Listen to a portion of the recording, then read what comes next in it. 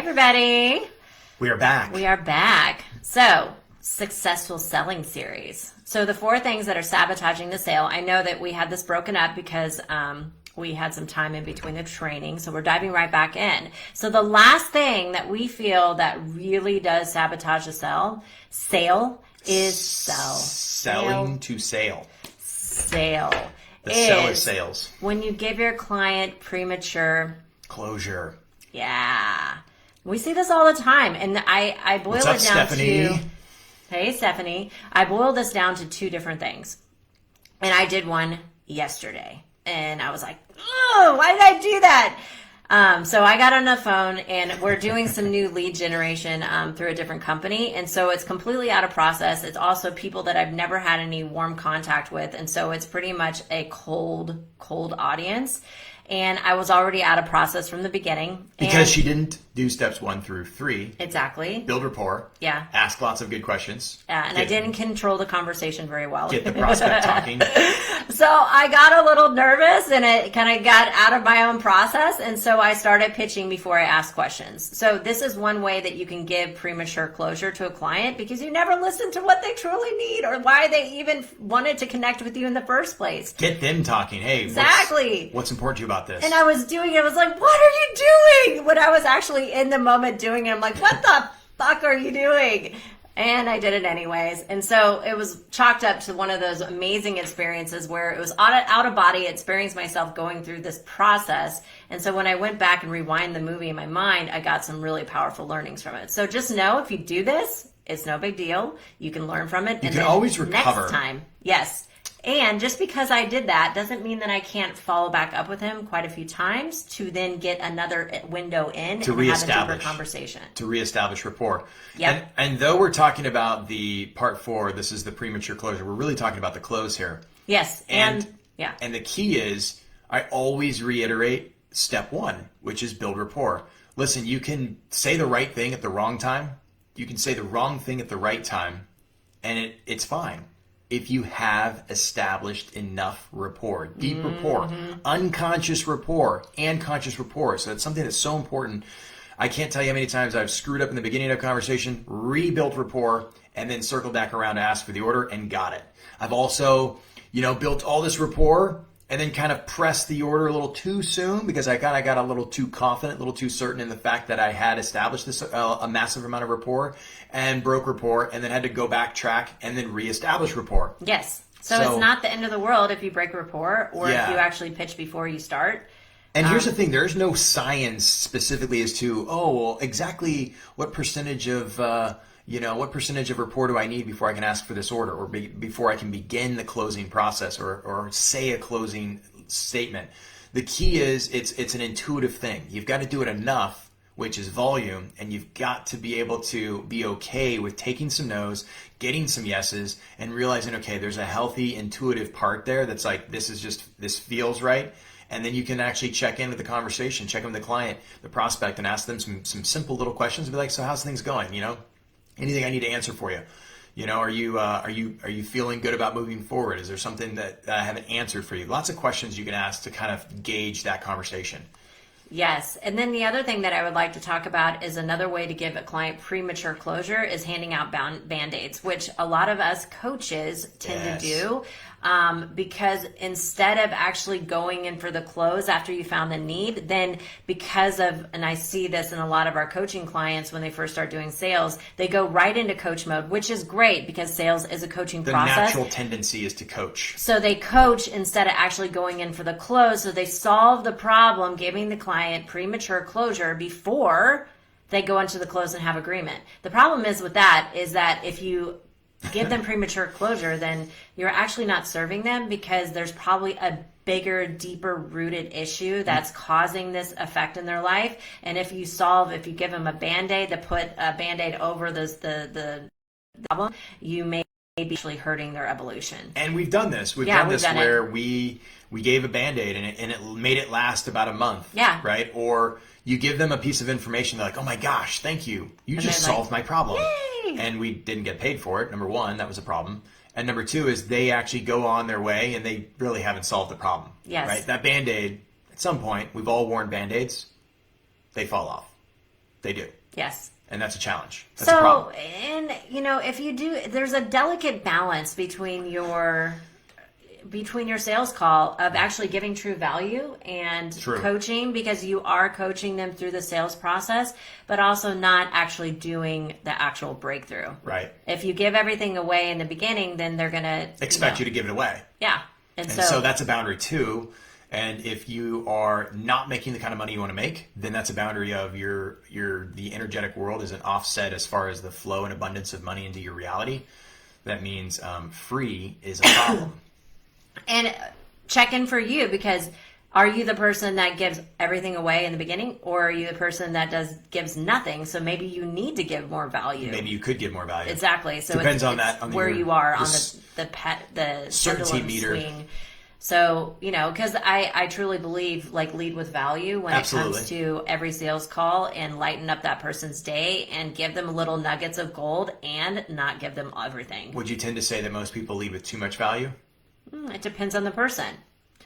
And I think that also sabotages the sale if they don't give any. Sure.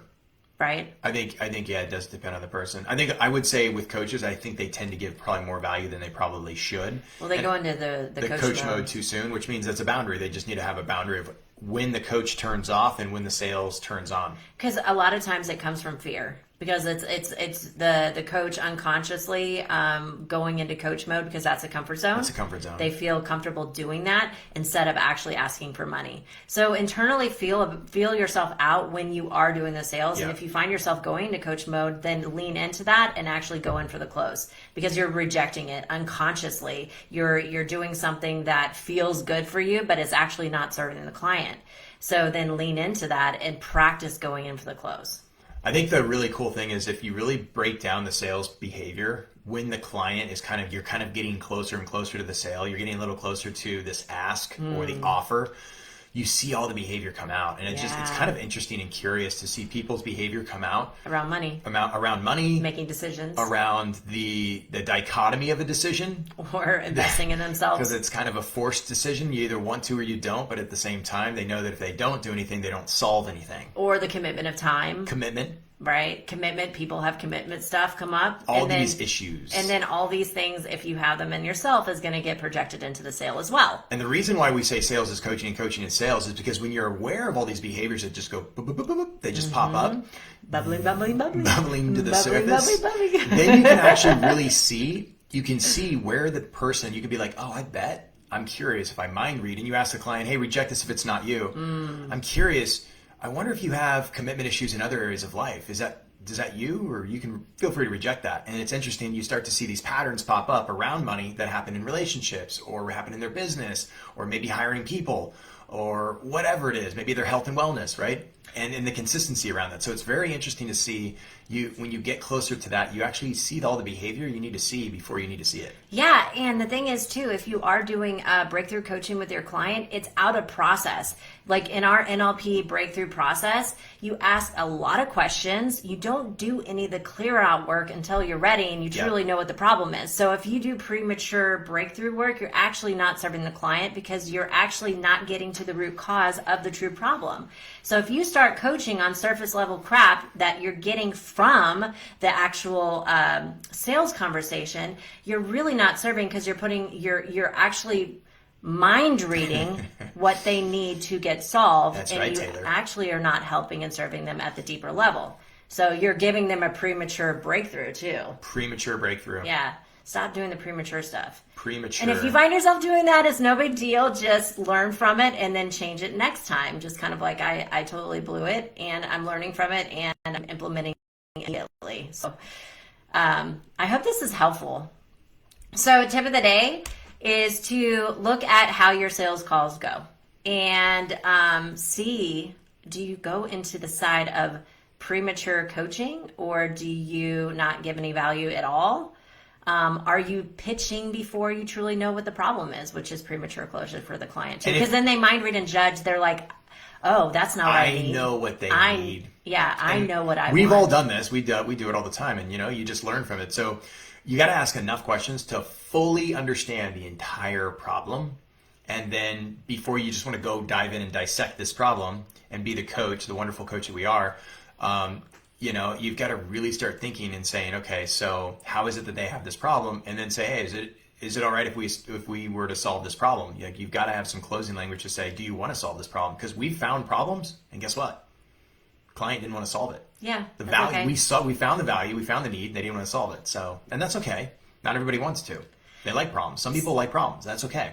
So that's why in the 3-day business training, we give you a structured process to take a client through to make sure that you're not giving them premature closure.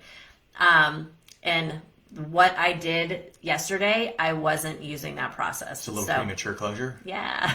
You actually prematurely closed the door. I tried to. You at least tried to. Yeah. I was efforting at it.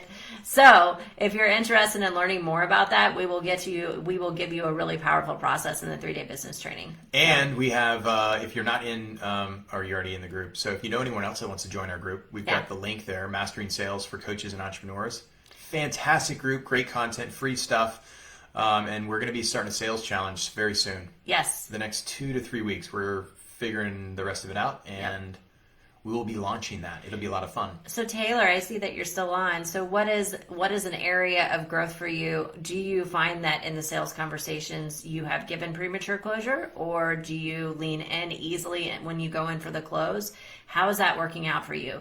And for those of you that are watching the replay, please put your comments in, because we want to get feedback from you so we can help you learn from our experience as well as the conscious collective of learning. Here's a great question. If you were to know, how do you sabotage the sale? Yeah. How do you sabotage? That's a great question. How do you sabotage your own sale? Whether it be conscious or unconscious, just put that in the comments below. Right? There's a lot of us that we're not sure how we sabotage it. We just know we do. And some of us will go like, well, I fail to ask for the order, or I get really nervous or anxious, or like, I can't ask for the order, whatever that is. So whoever, watching this video, put in the comments, how do you sabotage your sale if you're in the context of sales? And by the way, context of sales is not just selling products and service. This could be, maybe you're pitching an idea. Mm-hmm. Maybe you're communicating to your spouse that you're still selling. There is still sales here. If you've at all watched the media is trying to sell you on an idea of massive fear. And we like to sell people on the idea of having prosperity, no fear, which is the opposite of that. Prosperity, abundance, happiness. And prosperity and empowerment and certainty and confidence, those are all far more empowering to have in your future than fear. So, well, and it's also with yourself. What are you selling yourself into? If you're selling yourself into fear, then you're going to feel fear. You're going to get more fear. If you're selling yourself into happiness and belief and trust and having everything that you want, then that's what you're going to get. Absolutely. So we like to sell people an idea of the opposite, which is usually positivity. Yes, positivity. It's a good pill. With awareness. With awareness. So in everything that we do, it's all about awareness first, and then reframing it, find out the benefits and how you can learn from it, and then take inspired action. And how to clearly communicate through that. Yep. So I hope this was helpful. Look forward to seeing you soon. Leave some comments, and we would love to hear from you. Really give us some feedback on how you sabotage, or how you think you sabotage, or how you do sabotage the sale in your own way. Yep. See ya. Bye. Bye. Thank you so much for watching this video. If you like our content and you want to see more, hit the subscribe button below. We'll be posting videos every single week.